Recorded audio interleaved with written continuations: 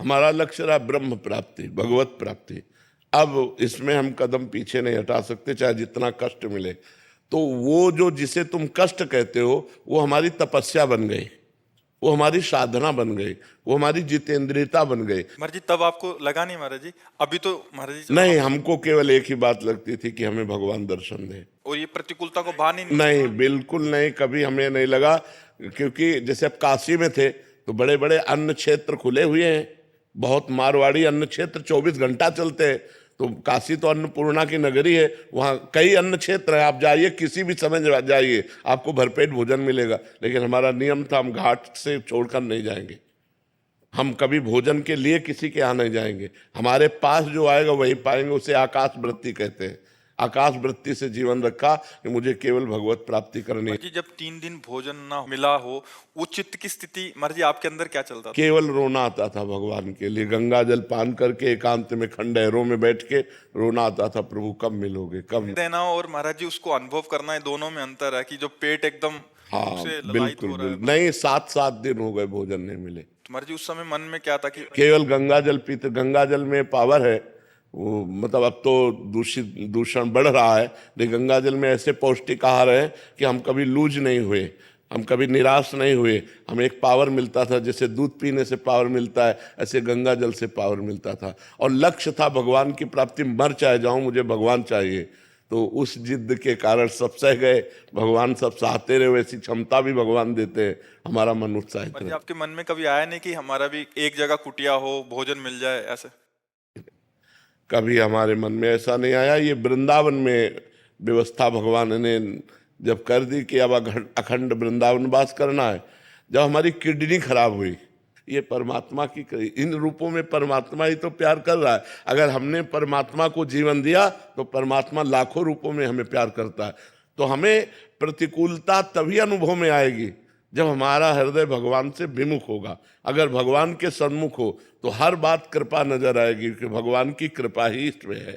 महाराज जी आज अनुकूलता तो आज आप कैसे देखते हैं महाराज जी? अगर बाहरी अनुकूलता, हमारी दृष्टि में इसका कोई महत्व नहीं। आज भी मैं अकेला ही हूं, जैसे घर से निकले थे वैसे आज भी है, हमारे पास कुछ नहीं है। ये सब श्री जी का वैभव है, श्री जी का खेल है। हम जैसे पहले थे वैसे आज भी हम वैसे ही रह रहे और वैसे ही अपने को मान रहे।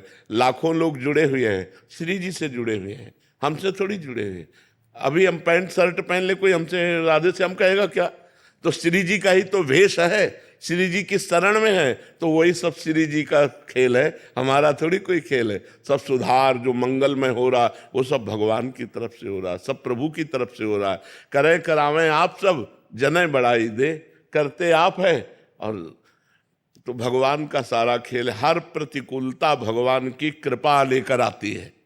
ये बात तभी समझ में आएगी जब भजन करोगे। नहीं, विपत्ति दुख और प्रतिकूलता से डर लगता है, नहीं लगता कि भजन करूं कभी प्रतिकूलता न मिले, कभी दुख न मिले, कभी विपत्ति न मिले।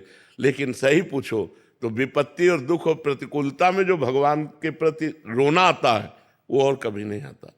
जो हमारा भजन काशी के घाटों में हुआ कि एकांत में आर्त भाव से भगवान शिव को पुकारना, वो हम ललचाते हैं।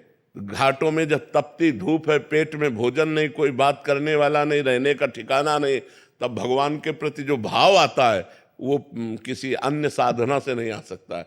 वो कृपा से जब परिस्थिति मिलती, जैसे देखो द्रौपदी जी को वो कभी भाव नहीं आया, जब वो परिस्थिति आई कि ना कोई पांडव पक्ष उनका सहयोग कर रहा है, ना कोई सभा पक्ष सहयोग कर रहा है, हाथों में दम नहीं रह गया, दांतों में दबाया, दांतों में दम नहीं रह गया। अब जो भाव आया, हे द्वारिकाधीश, वो भाव कभी नहीं आया, पहले कभी नहीं आया था। परिस्थिति ने वो भाव दिया कि भगवान का वस्त्रावतार हो गया और वही भगवान चीर बन करके लिपट गए द्रौपदी के। तो ये जो परिस्थिति आती है, विपत्ति दुख प्रतिकूलता, ये भगवान की कृपा का अनुभव कराने आती है। हम लोग डर जाते हैं उससे, जबकि वो कृपा होती है, हमारे पापों का नाश करके हमारे हृदय को अद्भुत आनंद प्रदान करने वाली बन जाती है।